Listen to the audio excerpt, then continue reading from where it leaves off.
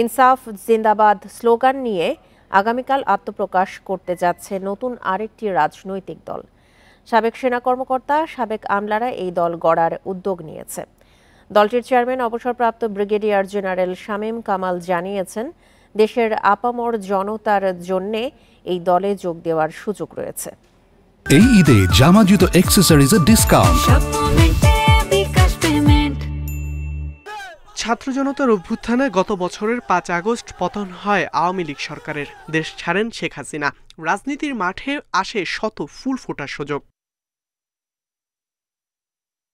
নতুন বাংলাদেশের অঙ্গীকার নিয়ে আসছে আরেকটি রাজনৈতিক দল, নাম জনতার দল। দলের চেয়ারম্যান জানান, গত 53 বছরের বিতর্কিত রাজনীতিকে পেছনে ফেলে স্বচ্ছ রাজনীতি করতে চান তারা। জওয়ান এবং নওজওয়ানের আমরা সমন্বয় ঘটাতে চাই, যেটা আমাদের ওয়ার্কফোর্স। জওয়ান বলতে আমরা সৈন্যকে বুঝাই, সেখানে জেনারেল থেকে শুরু করে সৈনিক পর্যন্ত। তো সারা দেশে আমাদের প্রায় 6.5 লক্ষ অবসরপ্রাপ্ত সৈনিক বা ইয়েরা আছেন। তো এটা একটা বড় ফোর্স আমাদের। দ্বিতীয় ফোর্স হচ্ছে গিয়ে ছাত্রদের মধ্যে একটা বড় অংশ আমাদের সাথে আছে।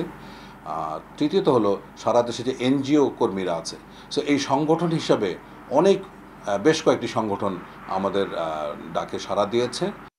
নির্বাচনের জন্য বিভিন্ন এলাকায় আঞ্চলিক কমিটির মাধ্যমে সৎ প্রার্থী খুঁজে বের করতে চায় দলটি। তবে 300 আসনে প্রার্থী দেয়াই তাদের মূল লক্ষ্য নয়। আর আমাদের কোনো লক্ষ্য নেই, আমরা বলছি না আমরা 300 আসনে আমরা সিট দিব। যদি আমরা 10 জনও ভালো মানুষ পাই, সেই 10 জন ভালো মানুষকে নিয়ে আমরা এগোতে চাই এবং আমরা সংসদে তাদেরকে পাঠাতে চাই, সংসদে মেসেজ দিতে চাই, এমন রাজনীতিবিদ পাঠাতে চাই যারা দেশপ্রেমিক, যারা সৎ, যাদেরকে বাংলাদেশ কখনো দেখেনি। দলটির প্রধান সমন্বয়ক হবেন সাবেক সেনা কর্মকর্তা ও লেখক ডেল এইচ খান।